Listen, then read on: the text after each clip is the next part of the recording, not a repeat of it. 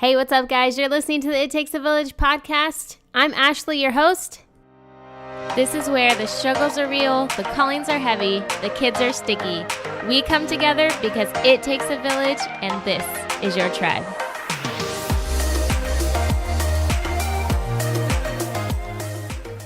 Hey, what's up, guys? Thanks for listening to the podcast. I'm so excited to be airing this podcast because I feel like it's so good. And I'm also in a really good place now that I've gotten back from our vacation in California where the weather is amazing. That's where I grew up, and so it's really exciting to go back there and hang out with my kiddos. But today I am chatting with Lila Higgins, and she is somebody that I've recently come to know and actually really got to know her during this episode that we recorded together. She also is the person who designed the It Takes a Village podcast logo, the branding, all the things with It Takes a Village. And so she's amazing. But today we're talking about her personal life, and we're talking about being a young mom, her a short little snippet of her bit with hyperemesis. I had it when I was preggo with my kiddos as well. But most importantly, we're going to be talking about mental health, her struggle with postpartum depression and postpartum anxiety. She's going to be sharing tips on how she dealt with those things, how she's currently dealing with them, and sharing those struggles with your spouse as well. You guys, it is so good. And I'm so glad that Lila felt the calling to just share her personal story with us because anxiety, whether it's postpartum or not, depression, whether it's postpartum or not, is something that a lot of us struggle with, to be honest. And it's hard. It's hard to deal with it on our own. We feel like we're the only ones. And so it's really neat to see how all these women deal with it in their own ways, so that way we can pick and choose things that will work for us into handling our struggles better. So let's get to the episode with Lila. I'm really excited for you guys to hear it. I am really, really excited to talk to you and get to know you via the podcast episode at the same time. So happy to have you on. Thanks. I'm happy to be here. I'm excited to chat with you. So before we get started, I wanted to let everybody kind of know who you are, what you do, what life kind of looks like right now for you. So if you could share a little bit, that would be awesome. Yeah. So I'm married. My husband and I have been married for 6 years. We have 2 babies. So they are 3 and almost 5. So a girl and a boy. So our boy's the oldest, and then Ella and Fletcher are their names. That's a really weird way to say that. Sorry. They are growing out of the toddler age, which is awesome. Yes. I can say that I am very happy I don't have babies anymore. I love watching them just grow up and become like little people instead of just babies I have to keep fed and alive. I feel like it's so much easier. Yeah, it makes it way easier when they're like wiping their own butts and feeding themselves food, all that. So yeah, my husband and I, we run a brand agency together. So we work with coaches and consultants and online business owners who need visual brands. So we do logo design and font curation and make illustrations for them and help them choose their colors and help them like build a visual presence online. And so that's really fun. So we've been at that together officially for a year, but I've been designing since I was a kid. I grew up in fine art classes and kind of got an art background, like base, and then built on that, kind of migrated over to like digital work because we got married young, had kids young, like I needed something I could do at home. Yeah. And then, brought him on last year in December. So when we're recording this, it's the beginning of November. So it's actually 1 month until our, like, unemployment anniversary. Yay. And, it's been super fun. And we're actually, like, bringing on team members. And we have some designers we've, like, not employed but have on contract. And so it's fun to see work grow and do it together, which is really fun. Yeah. So I want to dive into that, like kind of your guys' marriage story, your motherhood story. What did that look like for you guys? How did you meet? How did you guys, like, when did you decide to have kids? All that good stuff. All right, so we met when we were 50. That's a lot to cover. I'll try and keep this as brief as possible. We met freshman year of high school. He lived on one end of the desert, and I lived on the other, and the church that we both attended was in the middle. And so we were introduced by a mutual friend, and we were friends for 2 years-ish. I was like the friend that he came to and was like, should I ask this girl out? Should I date this girl? Like, what do you think of her? Mm-hmm. And all the while he was in love with me, but I was not having it. Right. I was raised homeschooled with I was kind of sheltered, and like I just wasn't interested in the dating scene until I knew I wanted to get married. And so I was like, no, we're not dating. Like, let's just be friends. And when we're old enough to talk about marriage, like, we could go there. But I was not, like, I was definitely the, like, goody two-shoes, not interested in having a boyfriend until, like, it could be serious, because you can't really have a serious boyfriend at 15. Right. So a couple years later, we started dating, finally. But it was kind of at the point where I was like, okay, like, this is my person, and he's kind of, like, waltzed his way into my life, and I don't think I could live without him now. Yeah. So we were like best buds. We did everything together. And we would have like 4 or 5 hour long phone conversations, because this was like T9, like early texting days. Yep. And so we would either text books back and forth to each other, or we would get on the phone and actually talk on our land. He was totally trying to get out of the friend zone. Yes, he tried very hard. He clawed his way out of the friend zone. Poor guy. Yeah, he was patient though, and it was good. It was good for us to just build on the basis of friendship for a while. Yeah. We would have been totally content not having kids, or having kids later in life, or adopting. But God had different plans for us, and I got pregnant twice. So how old were you with the first one? I turned 19 like a month before I had my first son. So I got pregnant at 18. We got married like right as soon as he graduated high school. Like, we're like, okay, we're legal. Like, let's do this. Yeah. Oh my gosh, you guys were like babies. Oh yeah. We're babies. Yep. And then we were gonna wait 5-10 years to have kids, and it was 9 months after we got married, I got pregnant. And I was like, wow. Okay. And I cried. I cried like the whole first trimester with both my kids. And I was also sick. I had borderline the hypermemesis gravidarum, however you say it. Oh my gosh, I have that totally. Yeah, I was sick every single day. Up until the day I had my son, I threw up. Yeah. And it's the with worst. my daughter, I finally got on Zofran, which was nice, but now you can't have it. Oh, really? Just had a baby. Yeah, and they're like, nope, no more Zofran. Like, it causes issues with the baby. I'm like, I'm so glad my kids are normal. Oh my gosh. Yeah. But, well, I mean, I remember taking it and them saying, like, one of the things that I took was something that they give to cancer patients. And I was like, what? Yeah, because chemo makes you nauseous. Yeah. So. And I was just like, holy cow, like, how is this normal? How is this, like, safe? But when you're that sick, like, you're just like, give me anything, because, and being so young that, like, Yeah, there were days I was like, I would throw up like 4 or 5 times before I had breakfast in the morning. Yeah. Like, just like stomach acid in the morning. It was really bad. Yeah. I probably should have been hospitalized, but I was able to continue to eat. Like, there wasn't a time where I got so like frustrated or depressed with it where I wasn't able to continue to try and eat. So I always like ate after I threw up. But yeah, there could have been a lot of issues there. Yeah. If I wasn't able to eat, because some women have to go, get on fluids and all that stuff. Yeah.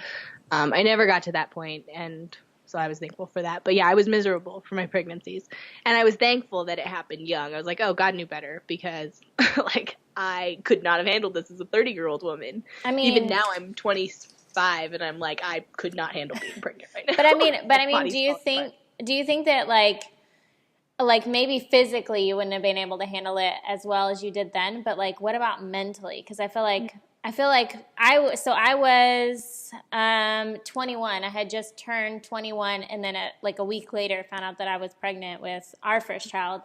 And emotionally, like dealing with that so young, and I was 21, like you were 19. That was that was the hardest mind battle I've ever faced. Yeah, it was hard.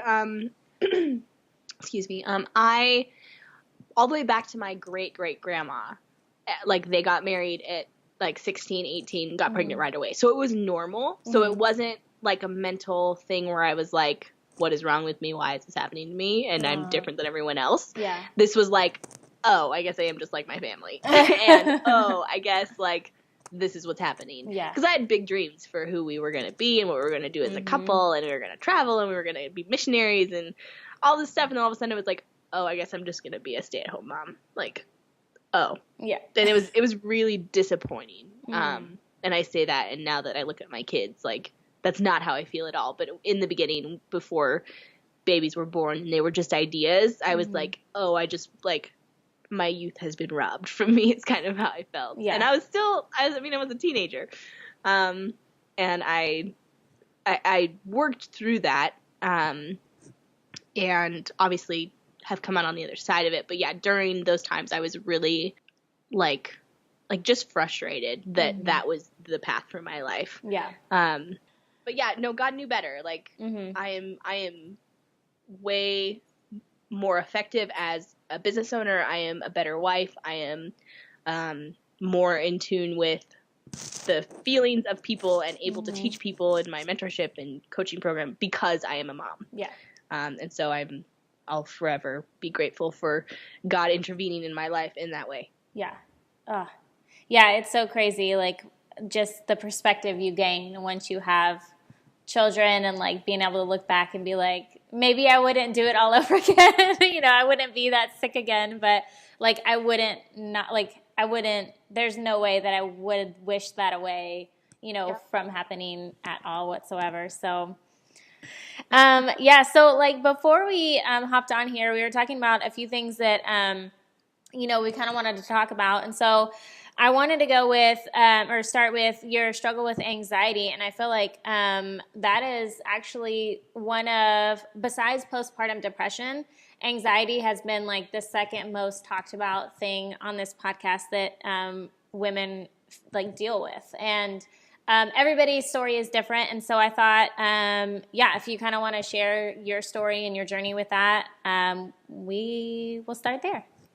Yeah, I love it. I'm glad that that this is a platform to talk about it, because it's more prevalent than we realize. Yeah. Because no one talks about it.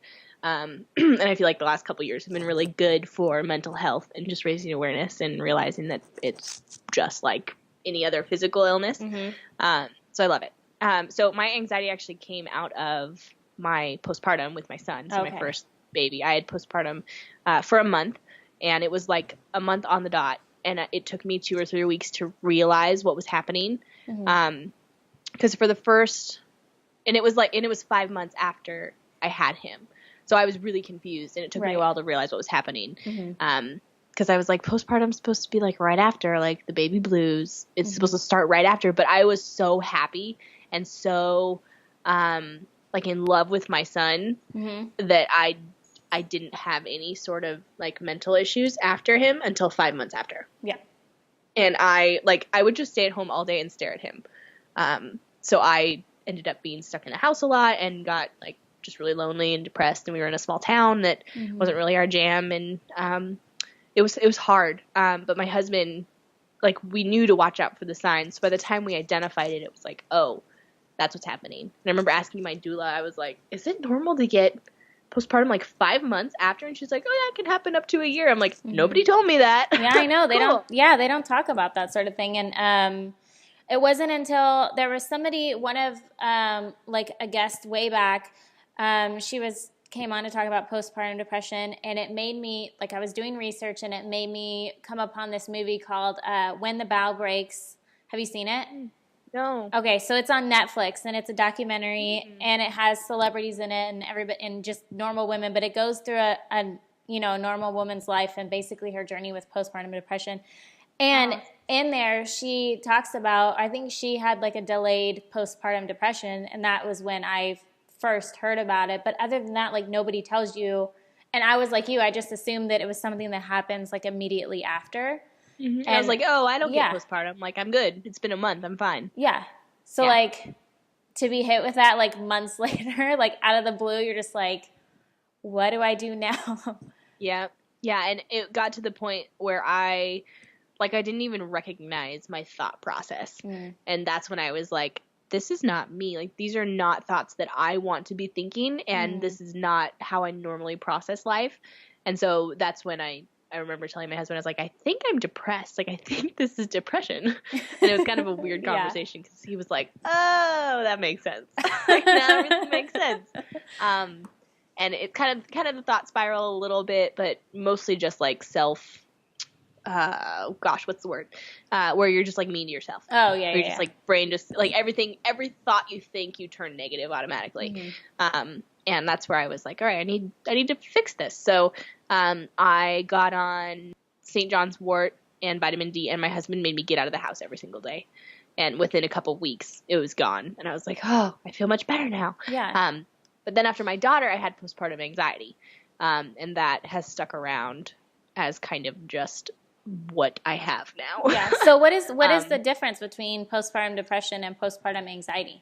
So I don't know if it was actually because of postpartum, like, I don't know if that's actually a term, postpartum anxiety, but it started after I had my daughter. Oh, okay. But it basically, for me, the difference between depression and anxiety is depression is negative, always negative, and anxiety is like that thought spiral, like over and over, and you go into limbic mode where you're like panicking physically. And so that developed after I had my daughter. I guess mostly starting with like fear of losing my kids is kind of maybe what triggered it. And then it comes back every once in a while where I'm like freaking out about something that's not something I need to be freaking out about. And I'm like, oh, that's anxiety. Yep. And so I've gone to therapy and done some like EMDR, like reprocessing. And I take a antioxidant like supplement that helps a lot with just like mental clarity and making sure that I'm fueling my body with good stuff. Things like alcohol and sugar and you know, those type of like stimulants really mess with it. So I have to be careful about what I'm eating and how I'm kind of living my life. If I like have a piece of cake and a glass of wine, like the next day I'm going to have an anxiety attack. It's kind of like predictable now. So I just have to balance things. And yeah, but it ebbs and flows. Like, it depends. There are things in my life that trigger the anxiety attacks and basically for me, like, it physically manifests itself in I have insomnia, or I get woke up in the middle of the night, or I have nightmares, or I'm like unable to think something and think it all the way through and like feel a correct way about it. Like, the therapy helped because it gave me a lot of tools and resources to combat it. So the reprocessing really helped. The like meditation and just like grounding yourself and helping your thoughts to like be very intentional about where your thoughts are going and what you're doing with them, and being able to trust your feelings and that type of thing has helped a lot in managing it. So it's not as bad. Like, these days I feel much more in control and less like it's happening to me than I did like a year or two ago. But it still comes back, and I can feel it coming, and I can usually like shut it down, but sometimes I can't. Yeah. So it sounds to me like you use more of a like natural approach with your anxiety. So what made you want to take that route? Like, what influenced that decision? Yeah, so it actually runs in my family, anxiety and panic attacks and all the things. And most of my mom, grandma, all the way back, like, was on some sort of pill. And I think medicine is helpful, and I think that God gave it to us to use as a tool, but I don't like the idea of being numbed, and like, it feels to me personally like it's a Band-Aid, and I don't want it to be a Band-Aid. Like, I want to actually be functioning correctly. And so as much as I can, like, I'm going to try to not go on medicine. Not saying one day I won't need it, but I feel like it should be, for me, like, used as a way to get back on track, not something that's like a long-term solution. And so it's never gotten that bad where I was like, I cannot get out of this with lifestyle changes, and with, meditative techniques and that type of thing that I decided I needed medicine. There may come a time where that does happen. And I look at medicine as just another tool in the arsenal, but not when I've needed yet. Yeah. So for women listening who kind of feel the same way that you do, and they want to look into a more natural approach to dealing with their anxiety, what would be like your top 3 things maybe that you would suggest them trying first or using first? Learn your body and what your triggers are. Mm-hmm. Because that helps a lot. Because if your trigger is alcohol, then don't drink alcohol. If your trigger is doing the budget, don't do the budget. If your trigger is, hanging out with a certain family member, don't hang out with that certain family member. Mm-hmm. That kind of can give you like a game plan when you know exactly what's causing it and why you're struggling the way you're struggling. Mm-hmm. Yeah. It's getting to know your body, getting to know what bothers you and what you can do to calm down. Yeah.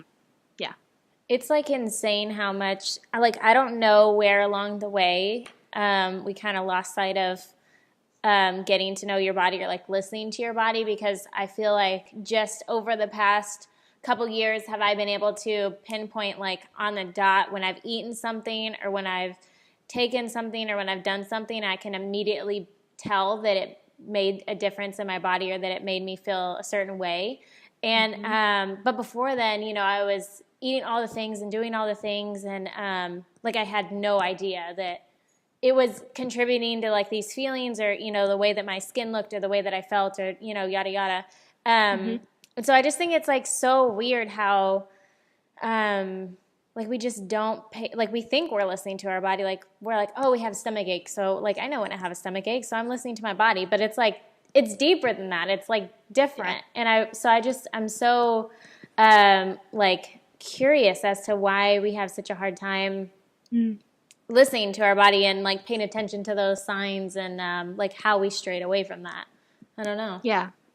I don't know. And I think, not to sound like too woo-woo, but we're flesh and we're spirit. And so kind of across the board, we don't monitor our intake, and then we expect a different outtake. We expect a different like outpouring when maybe, we're watching these creepy, gross, morbid shows, which I'm totally guilty of, by the way. And then we're like, oh, why am I focusing on all this gross, creepy stuff? Well, because that's what I'm putting in, and that's it, out of the, the heart, the mouth speaks. And so I think it's come down to we just get lazy, and we just get like, oh, it doesn't matter what I bring in or what I eat or what I watch or what I consume, because I can just make whatever I want happen out, right? But we can't. And it has a lot to do with just that holistic approach to like put in healthy and you get healthy and you get productive and you get what you want out of life and out of, business or whatever aspect you're trying to grow or to cultivate. Yeah. You've got to feed your body. You've got to, like cultivate what is here so that you can get to what is out there. Yeah, I think you nailed it. I'm like, that was a better explanation than what I was like, I don't know. And it just comes down to being lazy. We just don't think about it. We think it doesn't matter. Yeah. So when you have an anxiety attack, like you feel like it's coming on, how do you go about stopping it? Like what are some of the things you do? I have mantras. Or mantras, things that I repeat to myself that I know are true of me regardless of how I feel. I will take a bath, that calms me down. I'll meditate or do like deep breathing. There's all kinds of stuff, and I think it works different for people, for everyone. One thing that was really helpful that I was taught in therapy was to create a safe place. So basically, as it was explained to me, when your body is in limbic mode, you're reacting to a danger that's not there, right? Which is why we react physically to dreams, because our brain can't tell the difference between reality and like fake world. Yeah. So if you're dreaming in a fake world and you're dying, or you're getting chased by some scary thing or whatever, your body's gonna react in anxiety because that's self-preservation. And so if you can trick your brain into thinking that it's safe, like it is, you can create a safe place in your mind that you can meditate on and calm your physical symptoms down. So we created a space, and she was like, she's like, think of like being as safe as you've ever been and what comes to mind. And so you build this visual world in your brain, and then you can just like go right to that place when you're feeling the physical symptoms. So that's really helpful and really ingenious, because really you're just tricking your body back. Like your body's already trying to trick you, so you just trick it back. Yeah. Was it helpful that your husband was kind of like in on what was going on and like super supportive? Because I feel like sometimes you know, we either don't share those things with our spouse because we're not sure what they are, or we don't know how they're going to react. But like, what kind of difference did that make for you guys to be on like a united front with this? Yeah. So he also struggles with anxiety and has struggled with depression in the past. So he understands, which is helpful. Yeah. It's hard if you don't struggle with mental illness to support someone who does. So kudos to all the spouses and friends out there who support when you don't quite understand how it works. But yeah, telling him how I felt and then having him remind me of my truths, because sometimes I forget. Yeah. And when I'm in that thought spiral, like, I can't always feel the truths. And so when I hear someone else say it or tell me or encourage me in that way, that can be really effective. And then also something we've learned is when we're feeling a certain way, it really has no reflection on the other person. So when we were early married, I would say, oh, I'm feeling so, scared about money, or I'm scared about pregnancy, or whatever it is. Like, I have these feelings. And then he would take it personal, like it was his fault, like he wasn't providing, or like it was his fault he got me pregnant, or whatever it was. When, like, no, this has nothing to do with you. Like, this is my problem, and I need you to not take it personal. Yeah. That has helped a lot, to just give each other grace and realize that the way that I'm feeling has nothing whatsoever to do with you. Yeah. I need to like do that the opposite. I think it's like I'm just like an empathetic person, so like when stuff happens, I take it all as like that's my doing, or like I'm involved in that. And so now I'm gonna take that and reverse it for me, and that like what everybody else is dealing with, like, it's not on me. Because that's not your burden to bear. Like, you can be there to support people, you can be there to speak their truths to them, but it's not up to you how someone else is mentally processing life. You have no control over that as much as you might want to. Yes. Which would be nice. Right. I know with like my kids, I'm like, I just want you to feel this certain way. Yeah. And you can't control that. Especially when they do something, like when you see them mean and you're like, well, are you sorry about that? And they're like, not really. Yeah. And you're like, and I just want you to be sorry. Yeah. So then another thing I wanted to talk to you about was building confidence. And so, how did you build confidence inside yourself? How did you start like cultivating that? What did that look like for you? Honestly, it goes back to those truths. Like, there are things about you as a human, as a child of God, as a spouse, as a mom, as a whatever you are, that are true about you regardless of how you feel, regardless of the circumstance you're in, regardless of what is going on around you. There are truths that will never change, and you've got to define what those are. If you can't define what those are, then you are going to feel like a wave just tossed back and forth because you don't have anything solid to stand on. Yeah. And your truth really can't be based on other people either. It can't be like that my husband loves me unconditionally, because sometimes he doesn't. Yeah. But my truth can be that I am lovable unconditionally, like I deserve love unconditionally. Yeah. It can't be that my kids are always going to like me, but it can be that I always have their best in mind as their mom. Like, that is innate in me. That doesn't change regardless of what they do. Yeah. So going back to those truths, and then you build confidence from that, and you start to see the fruit from those truths in your life in a way that is really impactful, and you actually get to see like physical examples of those truths manifesting in your life. Yeah. Oh, that's so difficult to do. It is. Yep. Because we are just wired to like, or at least I feel like some of us. Now, some people out there listening, like they're just like walking, talking confidence, but then for some of us, like even trying to say those things, like I am lovable, I am like, I am all these things. Those are really hard for you to believe. Right. To even start to like put out there, because you just don't believe it yet, I guess. Right. Yeah. So one of the best pieces of advice I've gotten from someone, and it's actually regarding like pricing your business services. Yeah. She was like, if it feels uncomfortable to you, say it 1,000 times until it feels comfortable to you. So it's like, my branding packages start at $3,500. My branding packages start at $3,500. Like, you just say it over and over again until it's comfortable and it rolls off your lips. And the same can be said for your truths. Like, if you don't believe you're lovable, make a sentence that you have by your bedside table that you say every morning that is, I am worthy of love. I am good enough to be loved, or whatever it is for you, and say it until it's true. Because you know it's true, you just don't feel it. Yeah. But if you can say it until you feel it, then that makes all the difference. Yeah. And it feels silly to do those things. Like, I know that, I mean, a lot of, like, even I will write it on my mirror so I could see it, or, but I think a lot of us don't do it because we're like, oh, well, I'm just like talking to myself, or like, or repeating it over and over, and what is this going to do? But I feel like that is like the crazy way that our brain works, that when you like repeat it over and over, like our brain starts to like create that wiring of like, this is who I am, this is who I am. Like, and it's just insane, like the way that you can impact like something so big, like your confidence, which affects like the way you walk, the way you meet people, the way you feel about yourself, just by saying simple things, like good things about yourself to yourself. And in our broken nature, like we're already doing that. We're just doing it in negative ways. We're looking in the mirror and saying, "Oh, I'm overweight," or "Oh, I don't like those stretch marks," or so true. Yeah, this makes me unattractive, or this makes me unworthy of love. We say that already naturally over and over and over again. Yeah. And so really, you're just fighting. You're just combating the negative with the positive. So it's not that you're adding this new thing. It's I am literally like, because I already naturally think this way, I'm literally keeping myself like focused and pushing back on those negative thoughts that I'm already having. Yeah.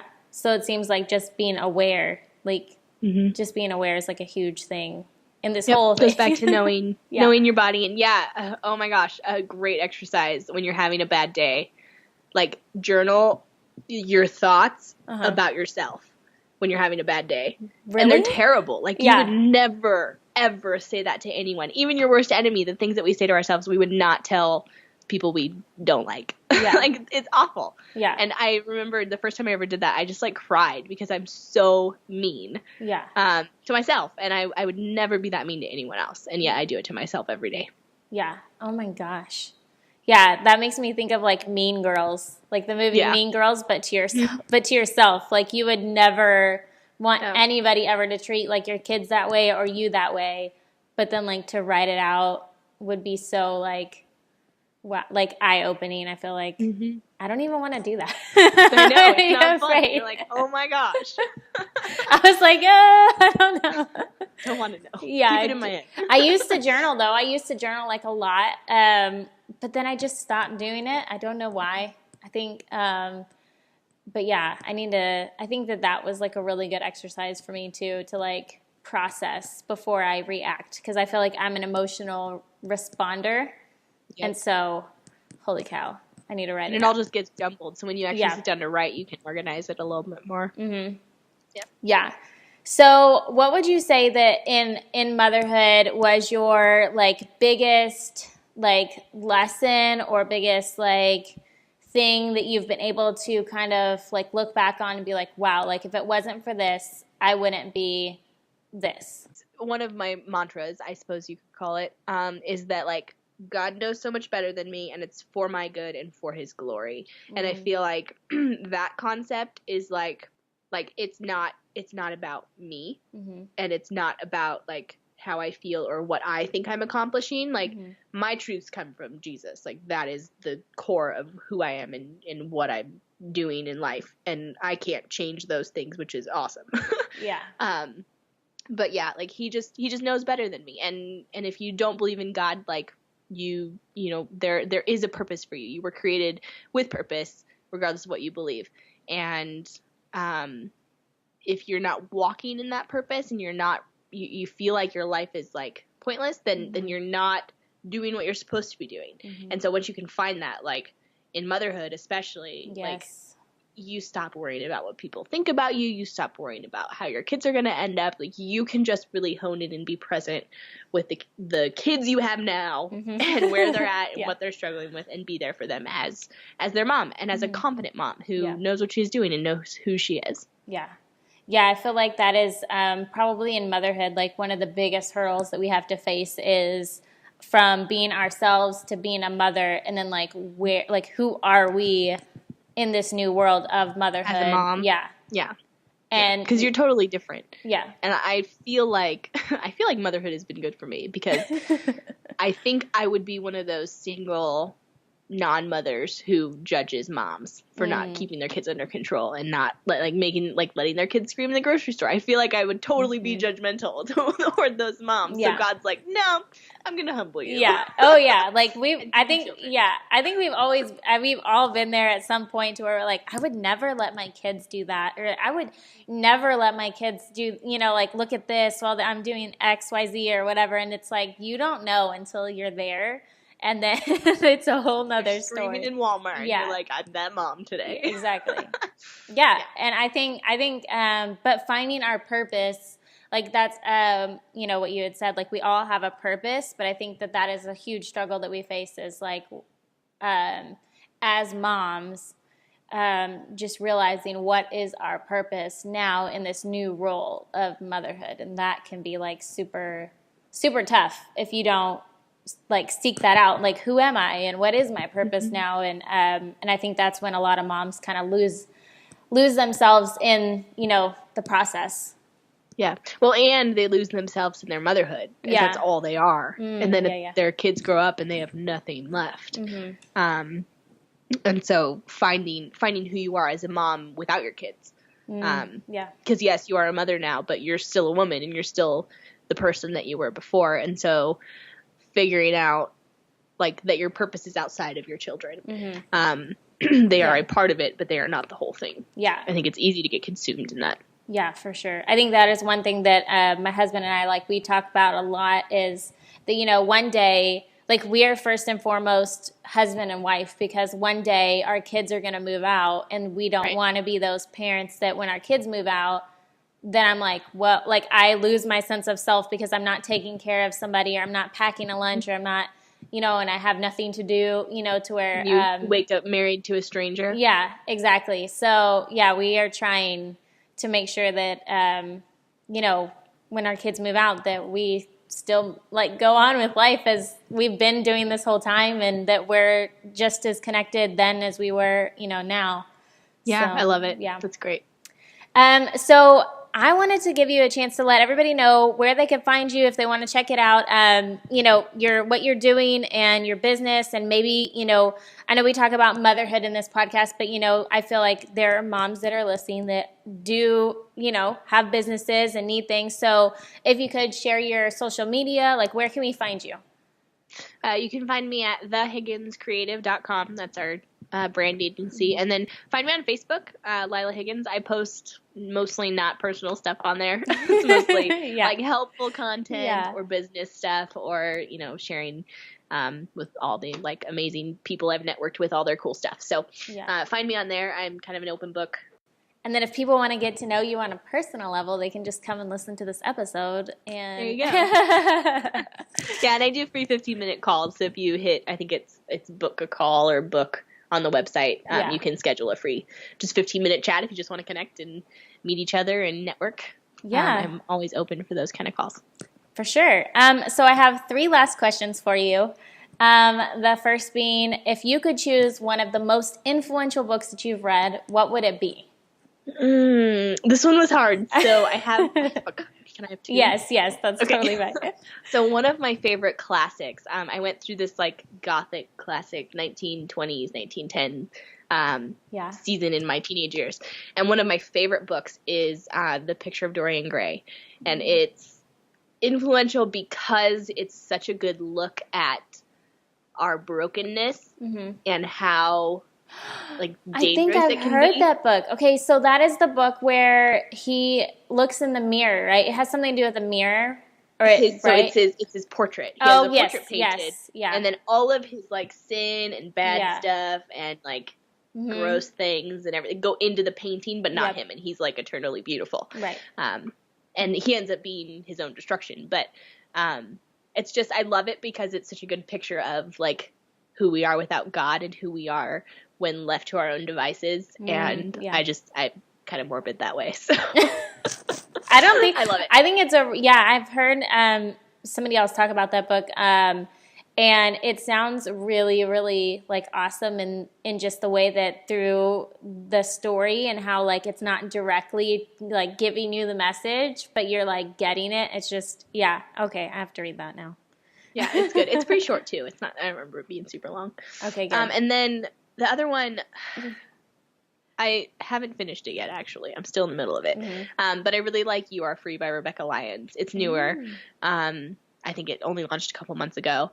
And it's just kind of her story, and it's about her story of overcoming anxiety. And so that one has been really nice. I listened to it on a recent trip I took, so I was like on an airplane, which sometimes makes me nervous. And I was like, oh, this is perfect. Yeah. I can overcome anxiety while I'm on the airplane being anxious about it.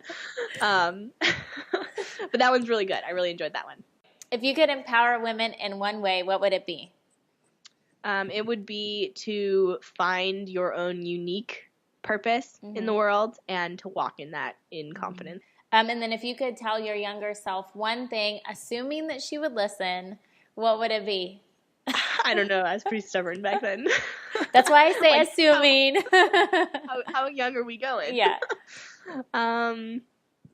I don't know. I feel like I could just shake her and be like, you don't even have any idea what is in store for you. Like, don't even worry. Because I worried so much about, like, who I was going to marry and where I was going to live and what I was going to do and on and on. And I just wasted my childhood worrying about growing up. Yeah.